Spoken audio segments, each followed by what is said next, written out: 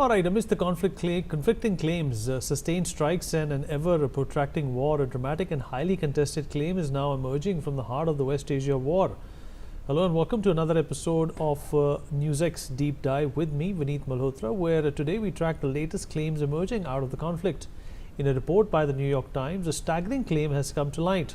A claim that asserts that as many as 13 American military bases in West Asia have now become inhabitable after Iran's sustained missile and drone attacks. If true, this would represent one of the most significant operational setbacks for the United States military in decades. But here is the key question. Is this battlefield reality or information warfare? Let's break it down. The report states that after Iran's retaliatory bombing of US bases across the region, many American troops have been forced to relocate to hotels and office spaces in other parts, citing military personnel and American officials. Iran's Islamic Revolutionary Guards Corps has reportedly urged people to report these new locations as it hunts for the dispersed troops. US officials, however, stated that the threat is not stopping the Pentagon from carrying out the war against Iran, which has entered its fourth week.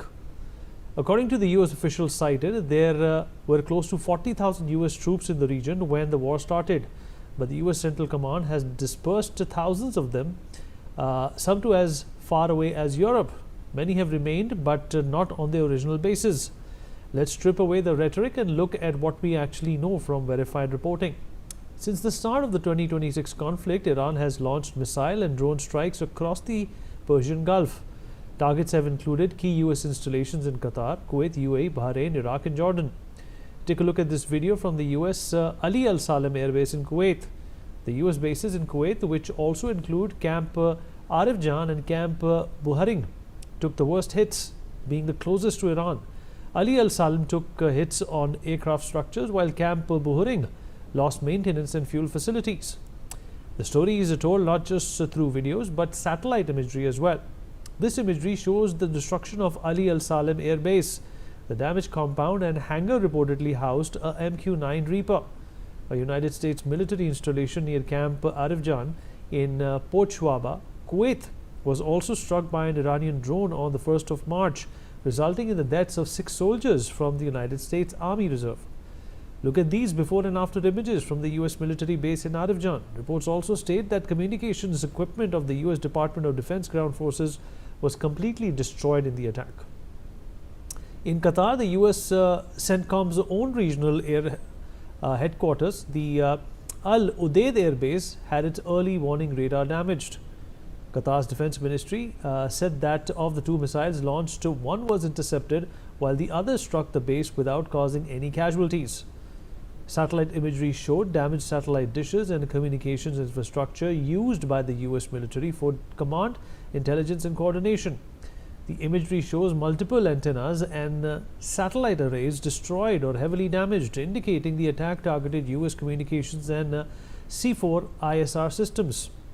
The Bahrain, the US Navy's 5th Fleet headquarters, located at Naval Support Activity, Bahrain took a drone to its communication equipment. Satellite imagery shows the burn marks near radar positions, collapsed structures, and secondary explosion damage.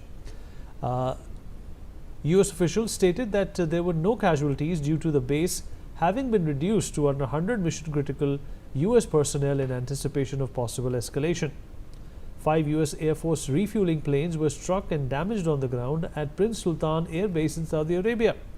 2 US officials confirmed, stating that the tankers were hit during an Iranian missile strike on the base. Satellite imagery later showed a matching dark spot, confirming strikes hit a hangar on the apron area used by the US Air Force. This is the real story, not whether 13 US bases are unlivable, but that the entire US basing model in West Asia is under stress. That too at a scale never seen before.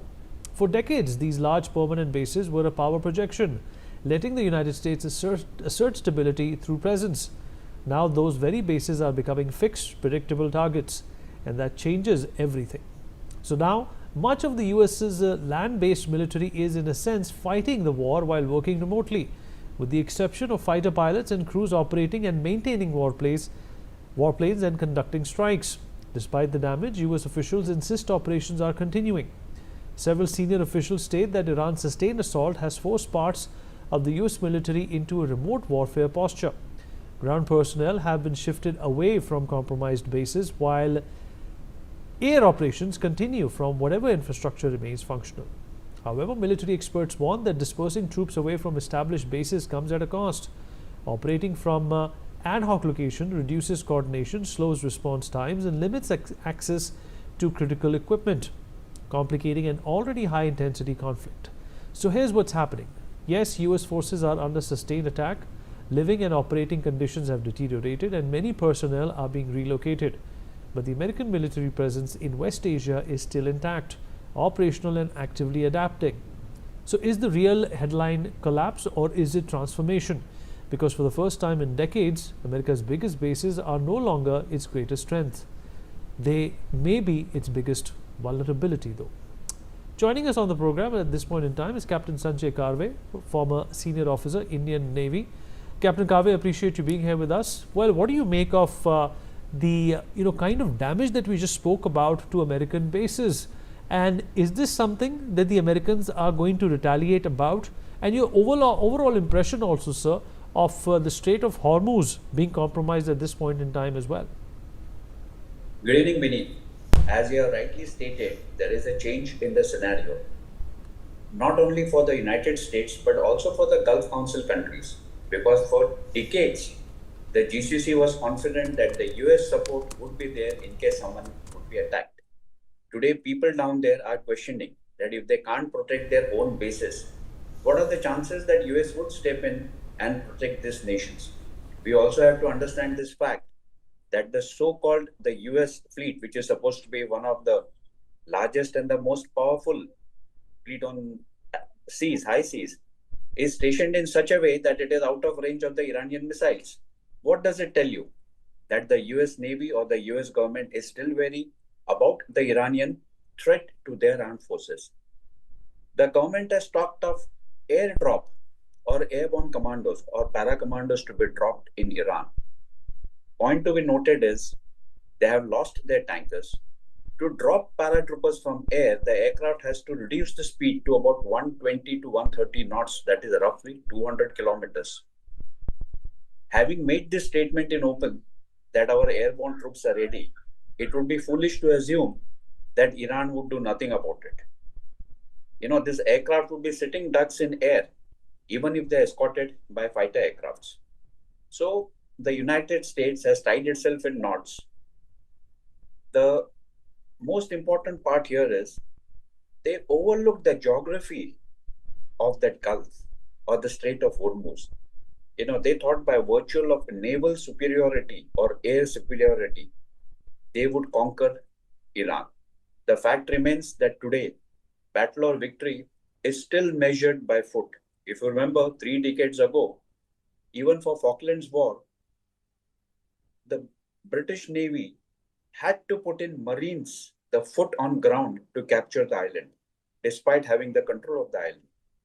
So the moot question here is the United States willing to take that step? Because it is going to be a major step. If you have losses, the USA will have no face to show anywhere in the world to its allies, to its supporters, and back home to its voters and families who have got their people on board the ships and aircraft. The recent news of a US aircraft returning back because of a fire in the laundry and the WCs being choked is something to think about. An aircraft carrier, one of the largest ships ever built, if it cannot contain a fire in a laundry, it raises a lot of questions. It raises questions about the capability of the ship. It raises questions about the morale of the men. It wouldn't be wrong to assume that people who are fighting the war are really not convinced as to are they really fighting the war. Same thing is happening with the Gulf nations. Iran is selectively targeting the bases there. Yes, there is collateral damage, which would happen in any military activity. There will be collateral damage. But Iran has made it amply clear that we are targeting the US bases in and around the Persian Gulf or in and around the Strait of Hormuz.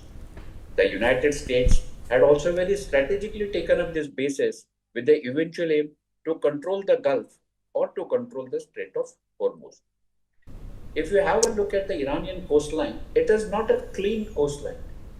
It has got a lot of curves, indentures, and these are the places, where small, fast attack crafts can easily be concealed.